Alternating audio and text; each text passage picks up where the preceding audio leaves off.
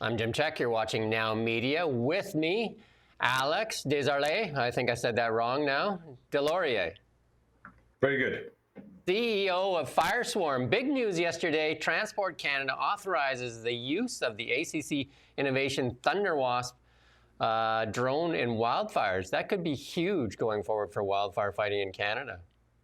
Absolute game changer. We believe it is one of those cases in society where it is an advantage to be a Canadian and to be working with Transport Canada, who is so incredibly forward-looking in the industry. Yeah, I mean, that could be like the moment, kind of like a huge moment, because, right now, I've done lots of stories on. I interviewed the CEO of Coulson Aviation, one of the largest, like big super tanker wildfire fighters in the world. But, they can only fight in the daytime in good conditions and that kind of stuff. With drones, they could actually fight fire like 24/7. That is exactly the gap in wildfire that Fireswarm intends to meet.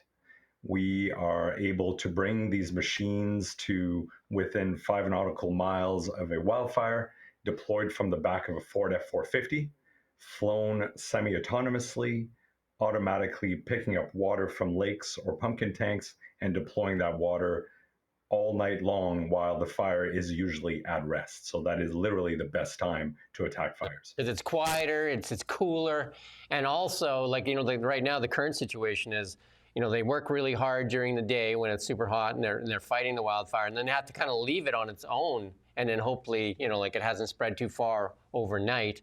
And then the other part of your title of your company, they're swarm, so that means as not just one, tanker, 3-4 tankers, that you could actually swarm a fire. These quadcopters are turbine engine driven, and they are able to lift 400 kilograms. We believe one machine can do damage to a fire, but imagine a swarm of 3 or perhaps even dozens attacking wildfires at night in continuous suppression.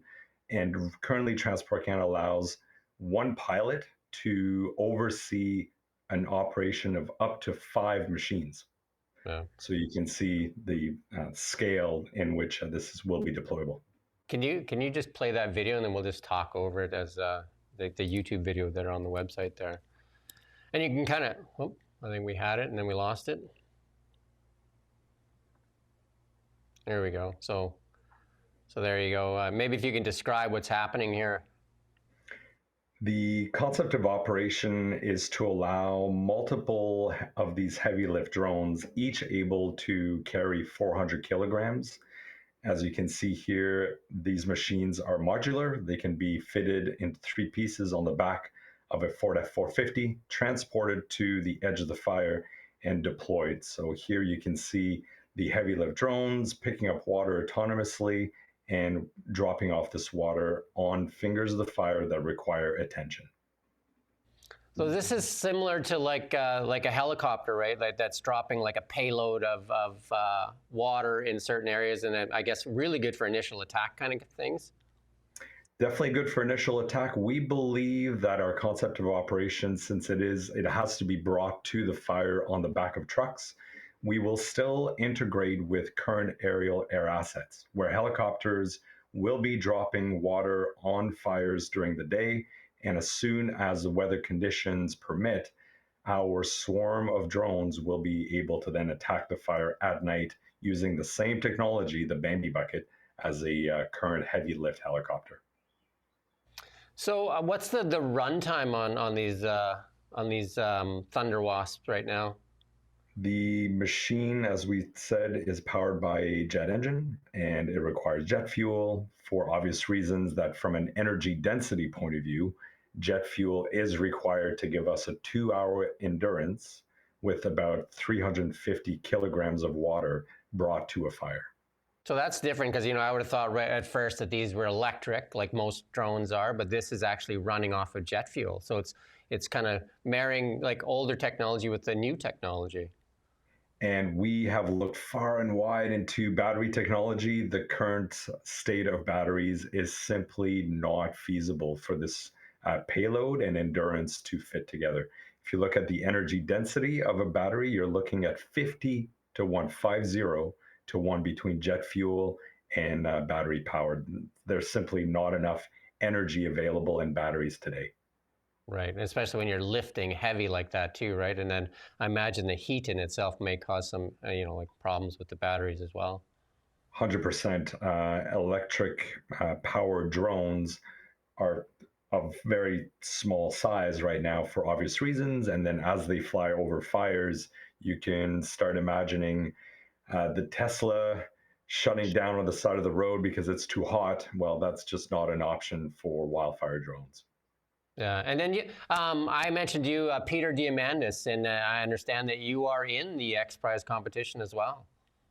We are very proud to have been selected as one of 30 companies to be part of the X Prize. There were about 300 companies that applied, and we are the only Canadian contender. Well, that's awesome because we had Peter Diamandis here in Kelowna speaking at our AI Level Up Summit, and he's involved in so many things. And the X Prize started, I don't remember how many years ago, but it started with the space race, right? That basically born like the Galactica and Bezos is now Origin and Tesla's, or not Tesla's, Elon Musk's SpaceX and that, right? We're extremely proud to be part of this massive organization of the X Prize, and the X Prize Wildfire came at a perfect time for our innovation. We had we saw that, as you may know, the X Prize, it is one challenge, one purpose: detect a fire and extinguish it within 10 minutes in a 1,000 square kilometer area, meaning a swarm of heavy lift drones pre-positioned is perfect for winning that competition. Yeah, and one of the cool things about the X Prize too, and it's great that you're one of the Canadian companies that are actually in there fighting for it, is that this one I think is a $10 million prize. Am I correct? I think it's 10 million for this prize. The 10 million split between the early detection, which is satellite-based detection, and this track B, which is called the early suppression. So it's a combined price. Yeah. But anyway, so the prize is say it's $10 million or $5 million each, but the amount of innovation that it generates, like when they did the space prize, it generates like sometimes 100 times that in just all these companies vying for the prize, because it's not just the prize that you're vying for the technology and being a leader, kind of basically being designated as one of the leaders in that industry. 100%. That's really, really what we're excited about. And to add to that, we had the summit for the X Prize in Salt Lake City in September, where all the teams came together, and the level of cooperation that you could see there. Multiple teams ended up literally coming together, which is what we did. We brought in satellite detection, high altitude detection, and a pod that's installed on our drone. So all of this technology came together under our umbrella, if you will, of Fireswarm to win this prize. This could be a game changer for wildfire fighting here, especially in interface fires. It's absolutely incredible. What is the future like for you? What does 2 years look like for Fireswarm? 5 years, 10 years? What does that look like? And how does that change the landscape of wildfires here in Canada? As they call it, the big, hairy, audacious goal. Yeah, let's do one of those.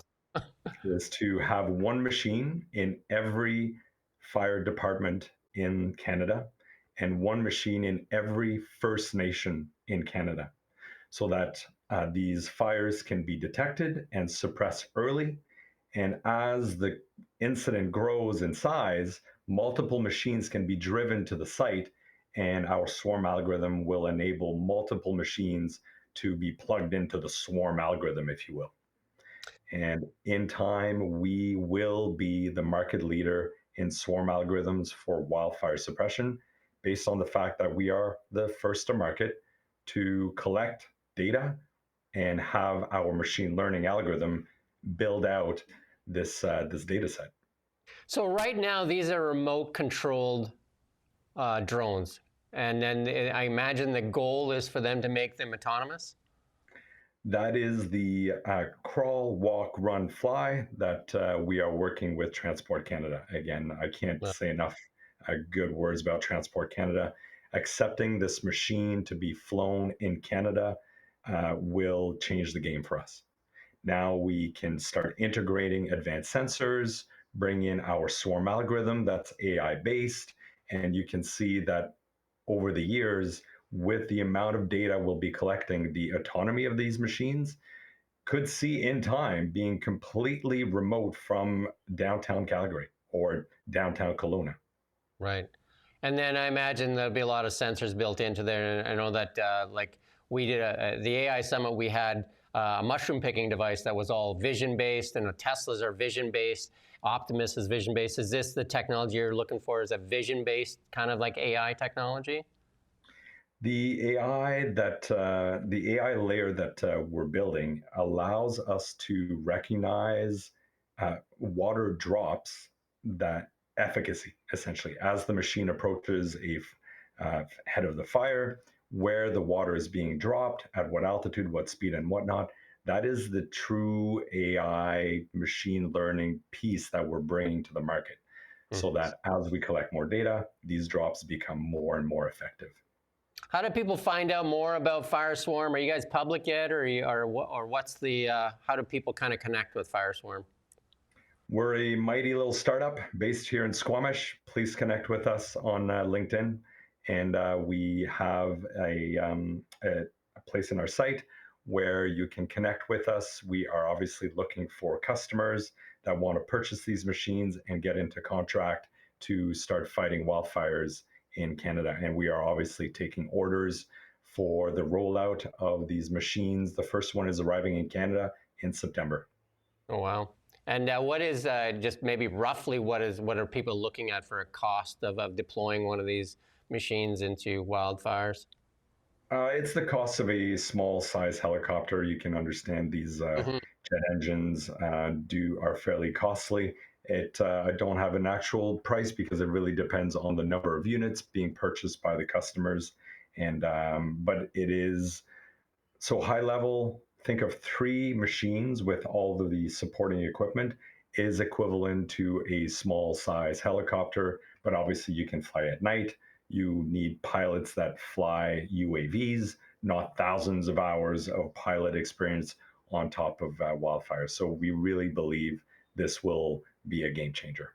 And imagine the safety too. That you don't have the worry about the pilot crashing into a mountainside or stuff like that, and so there's a lot more safety for the UAV operator at this point. Every year we hear of pilots dying over wildfires, and this is one of the major key points here: is that the technology is ready, and let's solve a problem that actually matters to society. Well, look at that the BC coastline birthing some of the greatest companies as far as wildfires go. Coulson Aviation, the largest like tanker company in the world, and then now Fireswarm out there in Squamish. What's going on out there? There's obviously a bed of activity here when it comes to innovation. There's even, also Conair in Abbotsford. Yeah. All of us know how massive the problem is, and it's a massive issue. I mean, today, 5 kilometers away from where I'm sitting right now, we have an out of control wildfire. Our truck is packed with all our belongings, waiting for the order to evacuate. We're living in a time where this is our war, and Mhm. unfortunately more needs to be done. Yeah, and we did the story this morning. This could be the second worst wildfire season. That's what they're looking at right now in Canadian history and recorded history, anyway. And it's a problem, especially us in the Okanagan here. We face all the time, right? Interface fires are obviously a threat to homes, and we've lost many homes here in the Okanagan Valley. As a people, Jasper, we can name these disasters over and over again. And I worked for AFS when I was a youngster, and I know that putting them out early is the key, right? Putting them out early, deploying fast, and attacking the fire is early on is the key to winning the battle. In Kelowna 2 weeks ago, we were on top of Knox Mountain with the Kelowna Fire Department. So imagine 30 firefighters, Transport Canada was there, city officials, and we had our three small drones showing the concept of operation. from picking up water to putting water on flames. And there's a social media post coming out in a few days where the chief of fire and ourselves will be putting out a media post to talk about what kind of a success we had on Knox Mountain, Yeah. and how the recognition, that early detection and early suppression with these machines will I change mean, the way. that's key, right? I mean, early attack, that's why they call it initial attack. I think they call it something different. When I worked there, AFS, it was initial attack. I think they call it something different today. But it is obviously getting at the fire. Other than that, you're building breaks, right? So that's awesome. And then again, this is important. This is important for the viewers to understand. Transport Canada authorizes the ACC Innovation Thunder Wasp drone and wildfires. That doesn't mean this is a few years out. It's authorized to start fighting wildfires. It is authorized, correct. So the one caveat there is Transport Canada is one layer of authorization. We obviously need another layer of authorization through BC Wildfire Service and then Alberta Wildfire Service. So we are working in lockstep with Transport Canada, with the wildfire service industry, to ensure that these machines can be deployed safely in emergency conditions. I imagine if you're talking about doors you had open and unlocked, Transport Canada would be one big door, though, right? Like if you're thinking about a key that needs to be turned, that is one of those big doors to be opened. From an innovation point of view, we call them inflection points. This has been an inflection point that we have been looking for years. Yeah, lots of people scared of AI, but here's one way that AI can actually help make our communities safer. And you're correct. Everybody is afraid of AI, but this is a way that AI can be brought to for good and for public safety. And that's why Transport Canada is so keen on getting this technology deployed to the front lines. Well, Alex, I do thank you for your time. Is there anything that you want to share with viewers before you get back and get ready? One question I keep getting is, Alex, are you concerned about all of the helicopter companies that you're going to put out of business? And I want to make it very clear that with the wildfire situation we will be facing in the next 10 to 20 years, no helicopter company is going to go out of business. There will not be enough helicopters to solve the problem. No. What we are bringing is an adjunct. We will be working with helicopter companies, with BC Wildfire, Alberta Wildfire, to make sure that this technology is rolled out safely. And I would say to that, I would add to that, and then adding more good tools to fight wildfires will save homes, save lives, and save the wildlife as well, and actually make it, like the cleaner air, all kinds of things. Again, you can probably talk to anybody that's worked for a forestry service for wildfire fighting, and knowing that the initial response is all that important, and helicopters play a huge role in that as well. Absolutely. And also the empowerment of First Nation communities. These machines that can be flown autonomously, you can see First Nations owning these machines and building local capacity to actually be able to put out fires on their land. All the First Nations we're speaking to are very forward thinking on this. So I imagine it can also carry retardant as well as water. Is that initially we're thinking about water only, but in time, when you have a forward deployed pumpkin tank, there can be surfactant added to the water that is then allows the water to literally stick to the forest a little longer. Yeah, it's a pretty gooey thing for sure. Yeah, there you go. Yeah. I do thank you, Alex, and thank you for sharing that information. And I'm sure that's great news for many people here in the Okanagan and throughout BC and Canada, for that matter, because there's many fires burning right now. Like you say, you got one right on your doorstep right now. So, correct. Thank you so much for your time, and go Oilers. Go Oilers! Yeah, all the way. We're going to do it this year, right? All right. Absolutely, it has to happen. It has to happen, and bring it back to Canada. What has it been? I think 1993 or something like that. It's been a while. It's been a while. While you're doing it for us, you're in the X Prize there. That's great. That's great to have a Canadian company representing there. So representing Canada in the X Prize. Thank you. We're over the moon about the amount of attention we're getting right now, and we're just solving one of the biggest problems that humanity is facing right now, definitely in North America. There you go. All right. Thank you for that, and we do thank you for watching Now Media. We don't just report the news. We live here too. We're your neighbors, bringing you stories that matter to all of us. No government funding, no outside influence. Kelowna Now, local, independent.